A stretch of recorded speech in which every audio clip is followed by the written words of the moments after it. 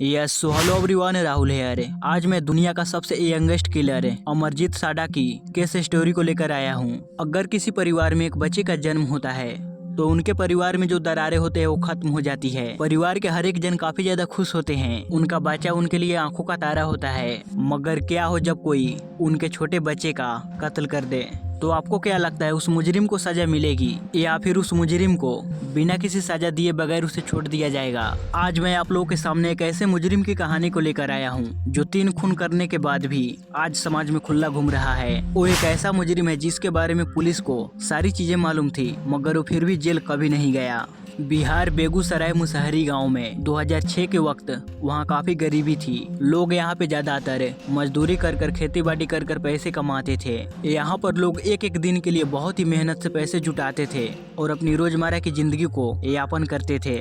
यहाँ के लोग जैसे तैसे कर बिहार में अपना गुजर बसर कर रहे थे। अब लग्जरियस लाइफ जैसे कि car, bike, motorcycle, cycle, fridge, ये सारी चीजें इनकी लाइफ में नहीं थी। इनके लिए तो बस यही था कि कैसे तैसे कर सिर्फ 2 टाइम का खाना खा ले हम। उस समय यहाँ पे गरीबी तो थी, मगर यहाँ के लोग काफी अच्छे थे। ये लोग एक दूसरे को बहुत ही अच्छे से जानते थे। गांव का हर एक आदमी एक दूसरे का मदद भी किया करते थे। हर किसी को मालूम होता था कि वो कहाँ पे रहता है, मेरा दोस्त कहाँ रहता है, वो गांव का वो आदमी इस समय कहाँ रह रहा है। अभी मैंने आपको 2 बातें बताई ना, पहला लग्जरियस लाइफ के बारे में जो इनको नसीब नहीं होती थी, और दूसरी बात ये कि गाँव के सभी लोग एक दूसरे को बहुत ही अच्छे से जानते थे। अब इन गाँव के सभी परिवारों में से एक परिवार था साडा। इस परिवार के सभी सदस्य एक साथ ही रहते थे, चाचा, मामा, मामी, मौसी, और इन सभी लोगों का घर एक दूसरे के आसपास ही थे। जैसे कि लोग ज्वाइंट फैमिली में रहते हैं ना, ठीक वैसे ही थे इनका परिवार, मगर इनका घर अलग अलग थे, यानी कि एक दूसरे के पास ही। अब इस परिवार के जो बच्चे थे वो सभी एक दूसरे को बहुत ही अच्छे तरह से जानते थे। कजन्स होने के बाद भी वो सभी एक दूसरे के साथ खेलते, बाहर घूमने जाते, या फिर कुछ समय टाइम पास करने के लिए ये सभी अपने कजन्स को ही बुलाते थे। सब एक दोस्त की तरह ही रहते थे साथ में, और इससे बढ़िया क्या हो सकता है, तुम्हारे भाई बहन ही अच्छे दोस्त हो। यहाँ गरीबी होने के बावजूद भी ये सभी लोग साथ में ही रहते थे। यहाँ का माहौल खुशी का तो था ही, मगर ये ज्यादा समय का नहीं था। अब अचानक से साडा परिवार की 6 साल की एक बच्ची गायब हो जाती है। इस बच्ची को हमेशा आस पड़ोस के लोग खेलता हुआ देखते थे। जब ये बच्ची गायब हुई तो पड़ोस में रहने वाले लोगों को थोड़ा अजीब लगा। साडा परिवार के लोग गांव के हर एक मेंबर से पूछे अपनी बच्ची के बारे में, क्या आपने हमारी बच्ची को देखा है, क्या वो आपके घर के आसपास खेल रही थी? अब ये सब कुछ देखकर साडा परिवार के जो बच्चे थे वो डर रहे थे कि हमारी कजन्स बहन अचानक से कहाँ चली गई, वो कैसे गायब हो गई। इससे बच्चे डरने लगे थे और घर में ही रोने लगे थे। साडा परिवार के जो बाकी फैमिली मेंबर थे, चाचा, चाची, मौसा, मौसी, उन्होंने अपने बच्चे को बचाने के लिए उन्हें कहा कि अब से तुम सब घर के अंदर ही रहना, बाहर खेलने मत जाना। अब इस गांव में सभी लोग एक दूसरे को अच्छे से जानते थे, एक दूसरे की मदद किया करते थे।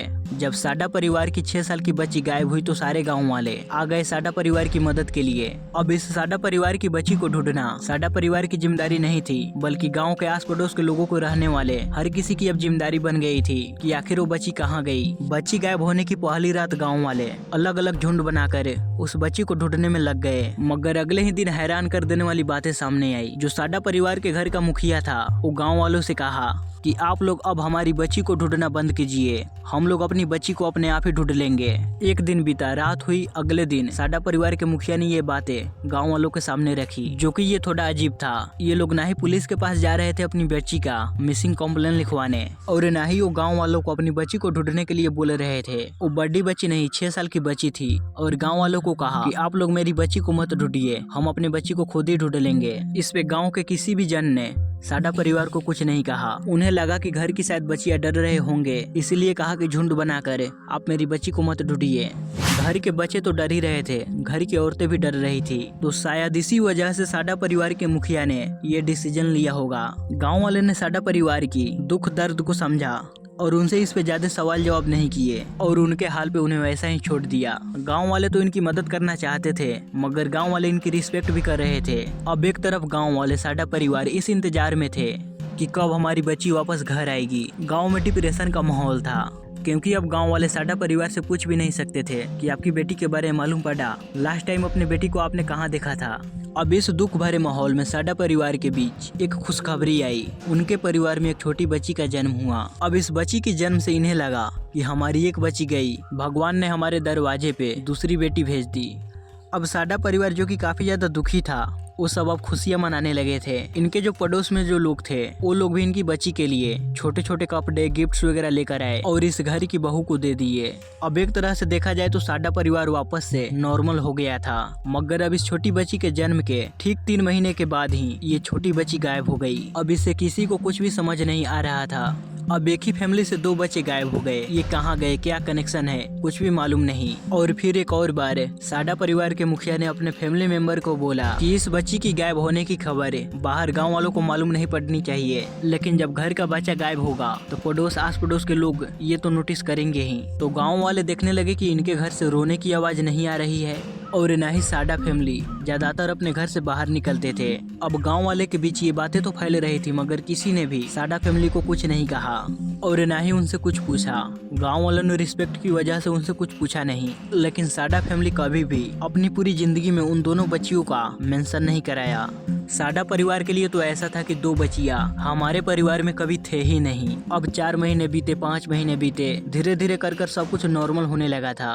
गांव वाले धीरे धीरे कर ये बातें भूल रहे थे कि कभी इस घर से 2 बच्चियां गायब हुई थी। साडा फैमिली भी धीरे धीरे कर अपने काम पे जाने लगे थे, मगर एक दिन अचानक इस गांव से एक और बच्ची गायब हो गई। मगर इस बार ये बच्ची साडा फैमिली के परिवार से नहीं थी। इस गांव में 3 साल की बच्ची थी जिसका असली नाम तो नहीं मालूम, मगर न्यूज आर्टिकल के मुताबिक उस बच्ची का नाम था खुशी। तो खुशी उसी साल से स्कूल जाना शुरू की। खुशी के घर में उसकी माँ काम वगैरह करती थी।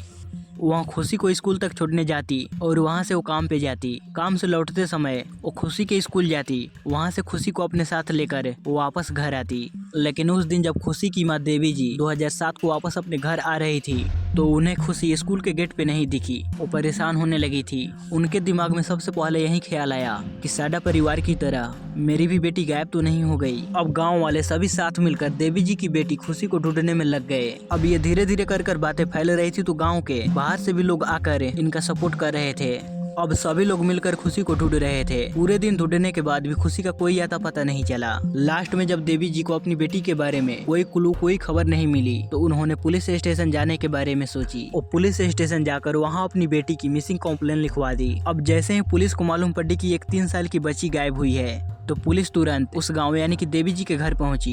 अब पुलिस यहां आते ही बिना समय गंवाए उस बच्ची को ढूंढने में लग गए। अब यहां पे बेगूसराय पुलिस को पहली बार मालूम पड़ा कि इस गांव से गायब हुई बच्ची ये पहली नहीं है। इस गांव में पहले से ही ऑलरेडी 2 बच्चियां गायब हो चुकी है। अब पुलिस को लगा कि 2 बच्चियों को गायब होने और इस खुशी के गायब होने के बीच कोई कनेक्शन होगा, तो पुलिस सीधा पहुंची साडा परिवार के घर। साडा परिवार अचानक से पुलिस को देखकर थोड़ा तो घबराए, मगर पुलिस उन्हें डांटते हुए उनसे पूछा कि तुम्हारे घर से 2 बच्ची बैक टू बैक गायब हो गई, तुमने इस बारे में पुलिस में क्यों नहीं कंप्लेन की? तो साडा परिवार का मुखिया कहा कि साहब हम नहीं चाहते थे कि समाज में हमारे परिवार का नाम खराब हो। इसके बाद पुलिस वालों ने इनसे पूछा क्या खुशी के गायब होने के बारे में आपको कुछ मालूम है? तो पहले साडा का परिवार चुप रहा, लेकिन अचानक उन्हें दूसरे घर से आवाज आई। अब ये एक जॉइंट फैमिली थी तो सभी के घर पास पास में ही थे। तो पास के ही घर से पुलिस को एक आवाज सुनाई पड़ी कि इस पूरे गांव में आपको खुशी को ढूंढने में अगर कोई मदद कर सकता है तो ये परिवार है।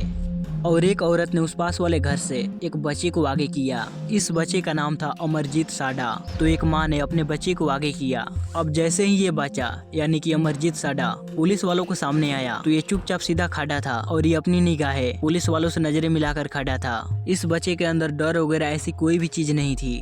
पुलिस ने इससे सवाल किया क्या तुम खुशी को जानते हो? इधर आस पास तुम खेलते हो? वो बच्चा इन्हें किसी भी सवाल का जवाब नहीं दे रहा था, बस वो पुलिस वालों को घूरे जा रहा था। पुलिस वाले जब भी खुशी का नाम ले रहे थे तो ये बस हंसा जा रहा था। अब पुलिस को लगा कि ये बच्चा हमारा टाइम पास कर रहा है, हमें तो यहाँ से निकलना चाहिए, हमें स्कूल जाना चाहिए, शायद वहाँ से कुछ क्लू मिल जाए। अब पुलिस यहाँ से निकलने ही वाले थे तभी अचानक अमरजीत ने पुलिस वालों को रोका। कहा कि अगर आप मुझे बिस्कुट का एक पैकेट देंगे तो मैं आपको पक्का बताऊंगा कि खुशी कहाँ पे है। एक छोटा बच्चा पहले पुलिस को देखकर क्रीपली हंस रहा था। पहले तो उस बच्चे ने कुछ बोला और कहा कि मैं खुशी का पूरा पता बताऊंगा कि वो लड़की कहाँ पे है। अब पुलिस वाले जल्दी से अमरजीत के लिए एक बिस्कुट का पैकेट लेकर आए। अब इस बिस्कुट के पैकेट को खाने के बाद उस 8 साल के बच्चे ने पुलिस को कहा कि आप बस मेरे साथ चलो, मैं आपको दिखाता हूँ कि खुशी कहाँ पे है। अब पुलिस चुपचाप अमरजीत को फॉलो कर रहे थे। अमरजीत पुलिस को एक जगह पे लेकर गया जो सुनसान था। वहाँ पे काफी सारी झाड़ियाँ थी, गाछ वृक्ष थे और अमरजीत ने झाड़ियों की तरफ अपनी उंगली बताई। अब यहाँ जो घास था उसे देखने के बाद साफ साफ मालूम पड़ रहा था कि किसी ने तोड़कर यहाँ पे लगाई है किसी चीज को छुपाने के लिए। अब जैसे ही पुलिस वालों ने उस घास को हटाया तो उनके सामने थी खुशी की डेथ बॉडी, जो कि बुरी तरह खून से लथपथ थी। पुलिस वालों को कुछ समझ नहीं आ रहा था कि यहाँ पे हो क्या रहा है। खुशी सिर्फ एक दिन में मर गई थी और आखिर इस 8 साल के बच्चे को कैसे मालूम पड़ा कि ये बच्ची यहाँ पे है। इस समय भी अमरजीत खुशी की डेथ बॉडी को देखकर हंस रहा था। अब पुलिस वाले अमरजीत को थाने ले जाकर पूछताछ करने की सोची तो अमरजीत को थाने ले गए और वहाँ पे पुलिस वाले इससे पूछताछ की। अब पुलिस वाले इसे लाख डराए धमकाए मगर वो कुछ नहीं बोला, वो बस हंसे जा रहा था। जब अमरजीत कुछ नहीं बोल रहा था तो लास्ट में पुलिस वाले उसे कहे कि प्लीज तुम मुझे खुशी के बारे में जो कुछ भी जानते हो वो बता दो। अब अमरजीत पुलिस वालों को फिर से कहा कि अगर आप मुझे बिस्कुट का एक पैकेट दोगे तो मैं आपको खुशी के बारे में जो कुछ भी जानता हूँ वो सब कुछ सच सच बता दूंगा। अब पुलिस जल्दी से बिस्किट का पैकेट लेकर आए। बिस्कुट को खाते हुए अमरजीत बिना किसी डर के वहाँ पुलिस को बताया कि मैंने ही खुशी को सुलाया है, यानी कि मैंने ही खुशी को मारा है। उस दिन अमरजीत खुशी के स्कूल के आसपास घूम रहा था। वहाँ जब खुशी को देखा और उसे पहचाना तो खुशी को लेकर इस जगह पे चला आया। ये क्लियर नहीं है कि खुशी और अमरजीत के बीच कोई रिलेशन था या फिर ये दोनों एक दूसरे को पहले से ही जानते थे, लेकिन वो खुशी को यहाँ पर लेकर आया। यहाँ आने के बाद उसने खुशी का गला बहुत ही जोर से दबाया, इतना जोर से दबाया कि खुशी को ऑक्सीजन मिलनी बंद हो गई, जिससे वो बेहोश हो गई। लेकिन इसे अमरजीत संतुष्ट नहीं हुआ और वो पासी में पड़े ईंट को लेकर खुशी को मारना शुरू किया। अब खुशी ईंट की चोट की वजह से चिल्लाना शुरू की तो अमरजीत खुशी को और भी जोर से मारना शुरू कर दिया। पुलिस को यकीन विश्वास भरोसा नहीं हो रहा था कि एक 8 साल के बच्चे ने इतना बड़ा क्राइम किया और उसने खुद हम लोगों के सामने अपना गुनाह कबूल किया। अब ये सब कुछ सुनने के बाद पुलिस वालों को दिमाग में ये क्वेश्चन आया, क्या तुमने ही गायब हुए 2 बच्चियों को मारा है? अब ये जो 2 बच्चियां थी वो साडा परिवार की थी, यानी कि अमरजीत के परिवार के। तो अमरजीत ने कहा कि हाँ, जिस तरह मैंने खुशी को मारा ठीक उसी तरह उन दोनों बच्चियों को मैंने ही मारा। वो 2 बच्चियों को नहीं बल्कि अमरजीत अपनी खुद की अपनी बहन को ठीक खुशी की तरह मारा। इस बात के अमरजीत के चेहरे पे न ही किसी चीज का दुख था और न ही डर। वहाँ बस बिस्कुट खा रहा था और मजे से पुलिस वालों को ये सब कुछ बता रहा था। इसके बाद सीधा साडा परिवार को पुलिस स्टेशन बुलाया गया, जहाँ पे साडा परिवार ने भी अपना गुनाह कबूल किया। देखो हुआ यूँ था, जिस तरह अमरजीत ने खुशी को मारा था उसी तरह उसने अपने पहली कजन को मारा था, जो कि वो उस समय सिर्फ 6 साल की थी और उस समय अमरजीत 7 साल का था। तो उनका डैड नहीं चाहते थे कि सिर्फ एक खून की वजह से मेरे बेटे की पूरी जिंदगी बर्बाद हो, इसलिए उन्होंने इस बात को अपने घर के अंदर ही दबाना सही समझा। पहली रात के बाद जब उन्हें मालूम पड़ा कि ये सब कुछ अमरजीत ने ही करा है तो उन्होंने अपने पूरे परिवार को समझाया, कोई भी इस बारे में गांव वालों से बात नहीं करेगा, नहीं तो हमारा बेटा जेल चला जाएगा। मगर जब दूसरी बार अमरजीत अपनी खुद की बहन को जब मारा तो इससे उनका डैड और भी ज्यादा डर गए और उन्होंने ठीक वैसा ही किया जिस तरह पहली बार किया था। उन्होंने फिर से अपने सभी परिवार वालों को कहा कि कोई भी इस बारे में घर से बाहर बात नहीं करेगा। अब अमरजीत के खुद के पापा यानी उसके पिता उसे डरने लगे थे, वहीं अमरजीत की माँ उसे नफरत करने लगी थी। इसके बावजूद भी उन्होंने ये बात अपने परिवार से बाहर नहीं निकलने दी। लेकिन जब खुशी की मौत हुई तो उन्हें लगा बस बहुत हुआ, इसलिए उन्होंने अमरजीत को पुलिस वालों के सामने लाई। अमरजीत की ये किलिंग मिस्ट्री को छुपाने के लिए उसकी फैमिली ने खुद उसकी मदद करी थी, जो कि एक खुद में ही क्राइम है। इसके लिए उसके पूरे परिवार पे कार्रवाई हुई थी। अब बात करें अमरजीत की तो अमरजीत उस समय 8 साल का था, तो उसे एक नॉर्मल जेल में तो नहीं रखा जा सकता था, मगर उसे स्पेशल अरेस्ट किया गया, जहां पर उसे काफी अच्छे साइकेट्रिक्स और ह्यूमन बिहेवियर रिसर्चर से मिलाया गया। अब अमरजीत का पूरा परिवार ही गरीब था, तो उन्होंने कभी अपनी लाइफ में टीवी ही नहीं देखा था, यानी कि आपके अंदर किसी वायलेंस के बारे में आपने नहीं सुना नहीं देखा, तो वो आपके अंदर कैसे आया? तो इन बच्चियों को मारते समय अमरजीत को मालूम ही नहीं था कि किसी का जान लेना क्या होता है या फिर किसी का जान लेने का अंजाम क्या होता है। लेकिन जब उसने बच्ची को पहले गला दबाकर मारा, जब वो नहीं रोई, जब वो पत्थर से उसे मारा, जब वो बच्ची रोई, तो अमरजीत को सेटिस्फेक्शन मिला। कैसे? इसी के बारे में जानने के लिए साइकेट्रिक्स और ह्यूमन रिसर्चर को बुलाया गया था, मगर किसी को भी किसी बात का जवाब नहीं मिला। आखिर ये किलर वाली टेंडेंसी अमरजीत के दिमाग में कैसे आई, कहां से आई? 2016 में जब अमरजीत 18 साल का हो गया तो उसे नई पहचान नई नाम के साथ एक दूसरे शहर में शिफ्ट करा दिया गया, क्योंकि जितना टाइम वो स्पेशल अरेस्ट में बिताया था उसके मुताबिक वो ठीक हो गया था। लेकिन जब वो उसी नाम के साथ वापस अपने घर जाता तो लोग उसे डरते, इसलिए कोर्ट ने ये फैसला लिया उसे नई आइडेंटिटी देने का। इस समय अमरजीत कहाँ है किसी को मालूम नहीं, दिखता कैसा है किसी को मालूम नहीं। ऐसा भी हो सकता है वो कहीं पे शायद मेरा ये वीडियो भी देख रहा हो। आज तक हम लोगों को अमरजीत के किलिंग के पीछे का रीजन हमें मालूम ही नहीं है। हमें ये भी मालूम नहीं कि उसने ये सीखा कहाँ से और उसके अंदर ये टेंडेंसी आई कहाँ से। और इसी के साथ अमरजीत साडा केस यहीं पे खत्म होती है। सो गाइस, आपको ये वीडियो कैसा लगा प्लीज हमें लाइक और कमेंट कर जरूर बताइएगा। और चैनल पर पहली बार आए हैं तो इसे जरूर सब्सक्राइब कीजिएगा, क्योंकि हम 1000 सब्सक्राइबर के बहुत ही करीब है। तो आप लोग जल्दी से इसे सब्सक्राइब कर 1000 का टारगेट पूरा कर दो। मिलते हैं अगली वीडियो में।